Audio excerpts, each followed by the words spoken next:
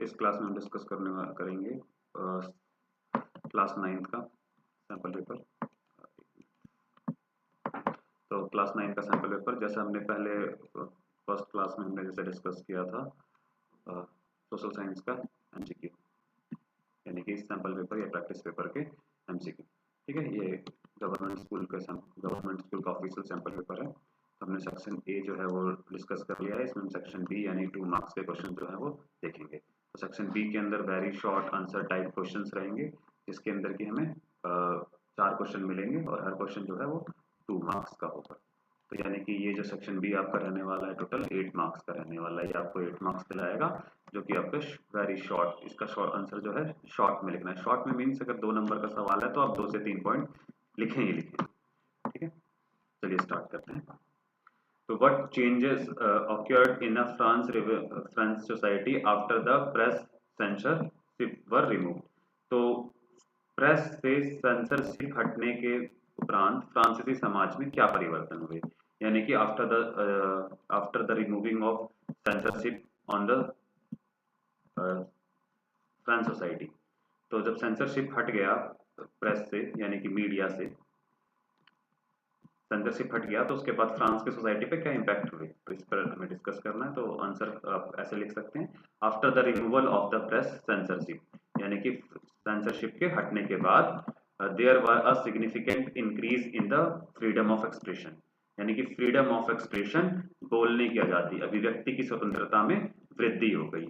यानी कि वहां के लोग अब इजिली अपनी बात को रख सकते थे। Newspaper, pamphlet, and books played a key role in us spreading revolutionary ideas. तो revolutionary ideas जो थे उनका स्प्रेड बहुत तेजी से हुआ, वो तेजी से फैले पैम्पलेट्स के माध्यम से, न्यूज़पेपर्स के माध्यम से, बुक्स के माध्यम से। तो समाचार पत्र और पैम्पलेट और पुस्तकें क्रांतिकारी विचारों के लिए प्रसार की महत्वपूर्ण भूमिका निभाने लग गई। तो जब सेंसरशिप हट गया तो उसके बाद हमने न्यूज़पेपर में जो लोग थे वो अपनी मर्जी से लिख सकते थे, अपनी बातों को लिख सकते थे। पैम्पलेट जो आप देखते हैं बाहर अपनी बातों को प्रचार करने के लिए आपको सड़कों वगैरह पे मिल जाता हो, बांटा जाता है। पुस्तकें यानी किताबें, ठीक है, इसके द्वारा जो था क्रांतिकारी यानी रेवोल्यूशनरी आइडिया जो था उसको बहुत तेजी से स्प्रेड किया गया, तेजी से लोगों तक पहुंचाया गया। People openly debate and discuss the social, political and economical issues.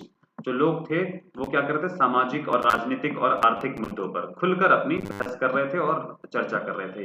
यानी कि अपना जो व्यू पॉइंट है, जो वो लोग सोचते हैं, ठीक है, जो अपना उनका व्यू पॉइंट है उसे हम जर्नल पीपल के वहां पर रख रहे थे। जैसे आप देख सकते हैं हमारे यहाँ पर चाय की दुकानों पर चर्चा होती है, तो इस तरह से वहां पर लोग जो थे अब आजाद हो गए थे अपनी बातों को रखने के लिए। इससे जो है फ्रांस रेवोल्यूशन था उसको बढ़ावा मिलता है, उसको बल मिलता है। लोग अपनी बात को आसानी से, तेजी से रख पा रहे थे। ठीक है, तो चलिए नेक्स्ट क्वेश्चन की तरफ चलते हैं हम।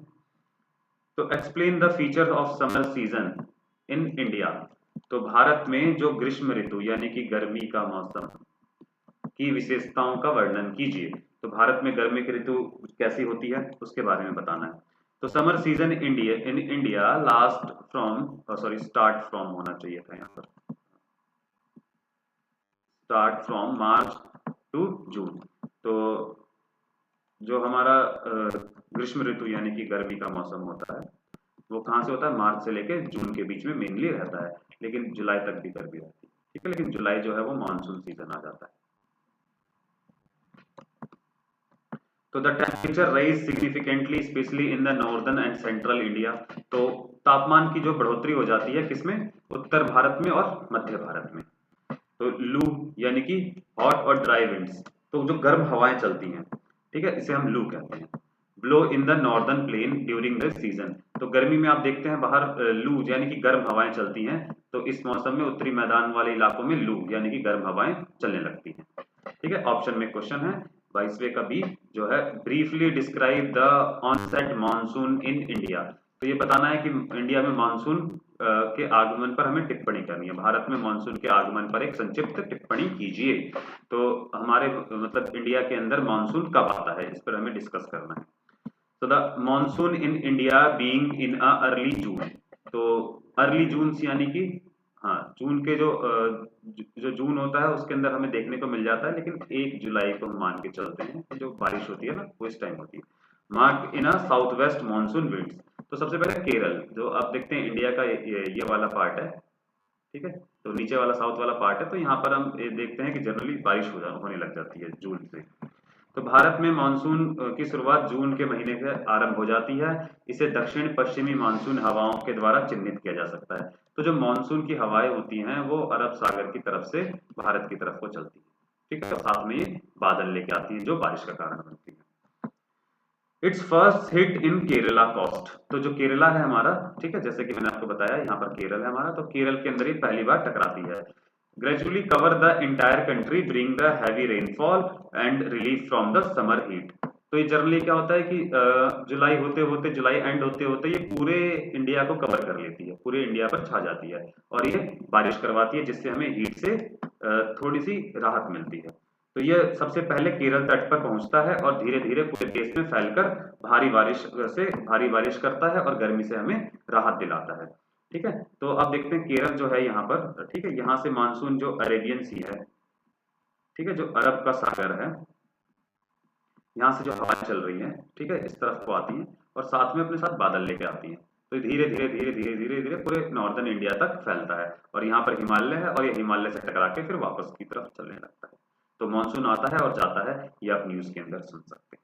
ठीक है, नेक्स्ट क्वेश्चन की तरफ चलते हैं। 23rd क्वेश्चन जो है हमारा, तो why does any country need a constitution, explain.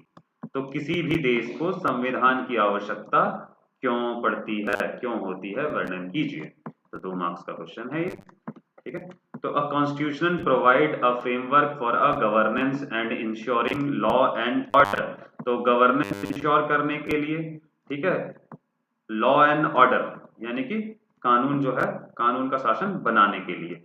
तो संविधान शासन के लिए एक ढांचा प्रदान करता है, एक फ्रेमवर्क देता है, ठीक है, जो कि कानून व्यवस्था को सुनिश्चित करने के लिए होता है। तो जो हमारा लॉ एंड ऑर्डर है, लॉ एंड ऑर्डर जो हमारा लॉ है यानी कि कानून है, और व्यवस्था किस प्रकार की होगी, इसको लागू करने के लिए संविधान हमें एक ढांचा प्रदान करता है। It's protect the rights of citizen and maintain the equality and justice. तो ये क्या करता है, नागरिकों को आधार देता है, सॉरी अधिकार देता है। कौन, कॉन्स्टिट्यूशन। जो कॉन्स्टिट्यूशन होता है वो क्या देता है, अधिकार देता है किसको, लोगों को, और वो अधिकारों की रक्षा करता है और समानता और न्याय को बनाए रखता है। तो जो समानता है यानी इक्वालिटी है और जस्टिस, तो इनको बनाए रखता है। It's define the power and responsibilities of different institution of government. तो यह सरकार की विभिन्न संस्थाओं की शक्तियों और जिम्मेदारियों को परिभाषित करता है। तो ये बताता है कि गवर्नमेंट कैसे काम करेगी और गवर्नमेंट के क्या क्या पावर्स होंगे, तो गवर्नमेंट को पावर कैसे मिलेंगी और गवर्नमेंट की रिस्पॉन्सिबिलिटीज क्या क्या होंगी, गवर्नमेंट्स को क्या क्या करना है, क्या क्या फैसिलिटीज जो है वो अपने सिटीजन्स को प्रोवाइड करनी है। ठीक है, तो ये सारी चीजें कॉन्स्टिट्यूशन में होती है।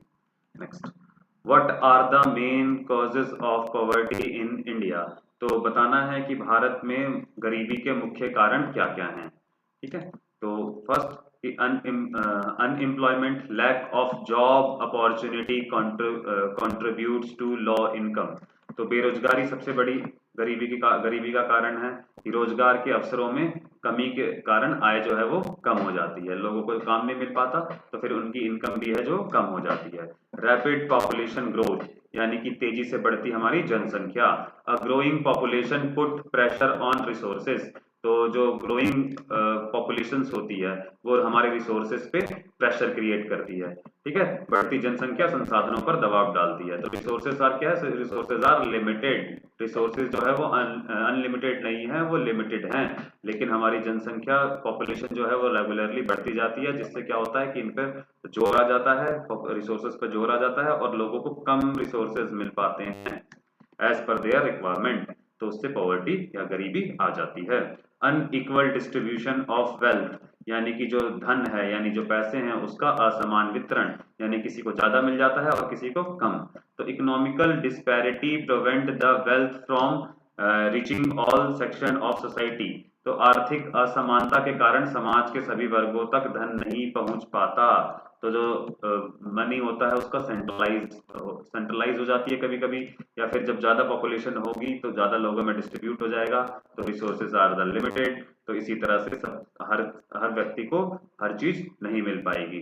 ठीक है, यानी कि जो उसकी आवश्यक चीजें होती हैं, यानी कि जरूरी चीजें हैं, वो भी कम हो जाती हैं, वो भी मिलनी कम हो जाती है। ठीक है, क्यों? क्योंकि रिसोर्सेज लिमिटेड है और हमारी जो डिमांड्स हैं वो अनलिमिटेड है। ठीक है, ह्यूमन जो डिमांड होती है वो अनलिमिटेड पहुंच जाती है। तो इस कारण जो है गरीबी गरीबी का कारण बन जाता है। ठीक है, और न केवल भारत में बल्कि किसी भी जगह आप इसे लिखने को यूज कर सकते हैं। ठीक है, तो ये हमारे 2 मार्क्स के क्वेश्चन थे। इसके अलावा जो हमारा लॉन्ग आंसर क्वेश्चन रहेगा उसको हम अलग क्लास में डिस्कस कर लेंगे। ठीक है।